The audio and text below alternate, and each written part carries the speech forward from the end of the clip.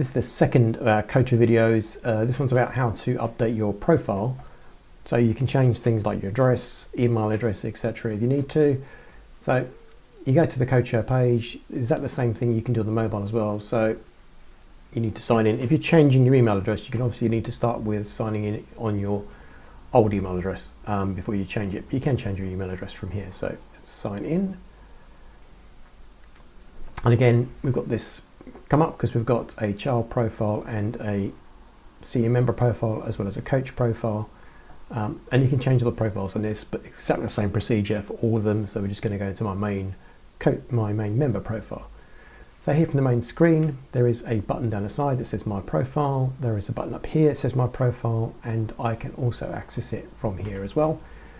So we're just going to go into edit my details, and there's some various bits and pieces come up here. Most important thing, we're not so concerned about the address, is that your next of kin details are selected. If you're a senior member and you've put in an email address for your next of kin contact, make sure you don't tick this primary contact for communications.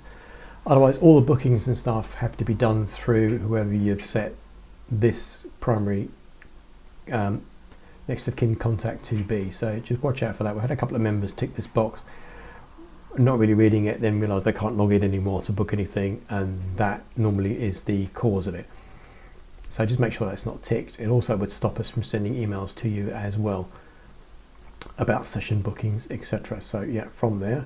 So this is the most important thing, because if you are involved in an accident or something, then we can do this. There is an option for a second next of kin, more relevant when you've got husbands and wives and children, etc. to do that. So it's quite straightforward. You want to change the details in here. If you want to put your mobile number in, you can do that. Anything changes you make, you click on the save button. The little green bar reminds you you've saved it. So yeah, next of kin details, the most important. Some additional information in here. This isn't that relevant, but yeah, you can put in here whether you want to do any of this. Euro numbers, if we know this, we'll try and update this and put it in. So if you're looking for your UK URN number, you can get it from the additional information. Any notes, this is like medical notes.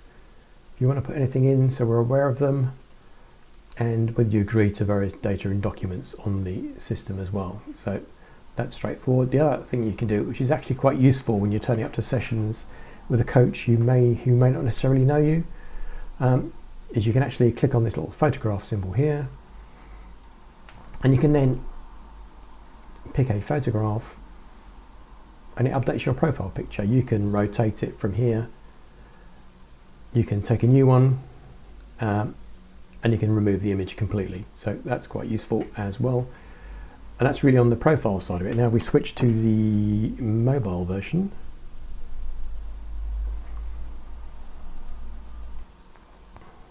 So on the mobile version, it's under the little person symbol at the bottom. If I click on that, hold on, didn't cut that over. So this is the mobile version.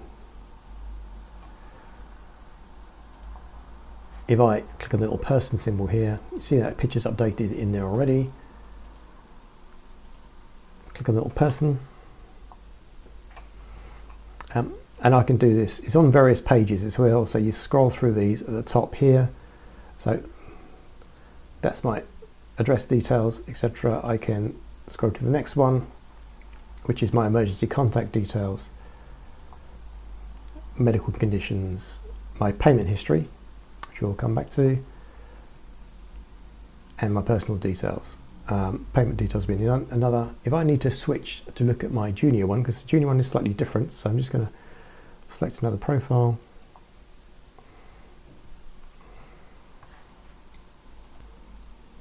And I'm going to go to my junior member.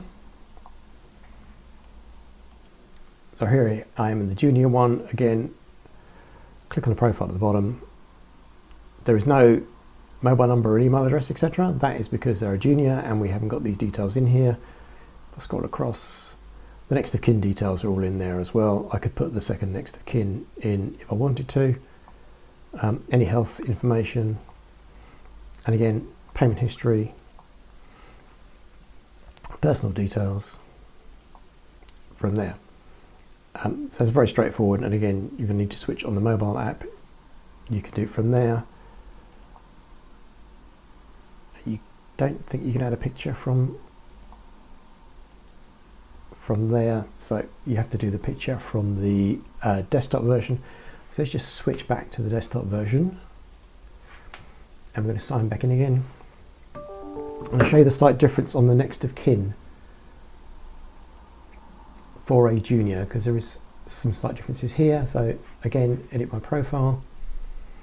If I wanted to put a picture in for them, I can do that as well. Okay. Now,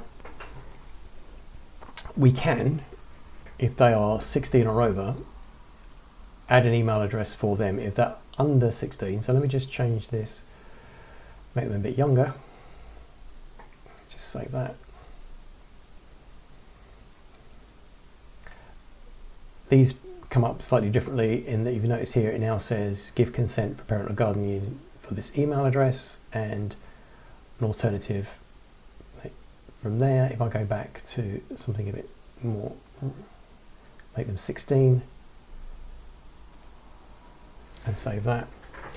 And I get written consent from here, and parent and guardian to informed consent. So if I say yes, I want them to be able to email them, so I'm going to put in an email address.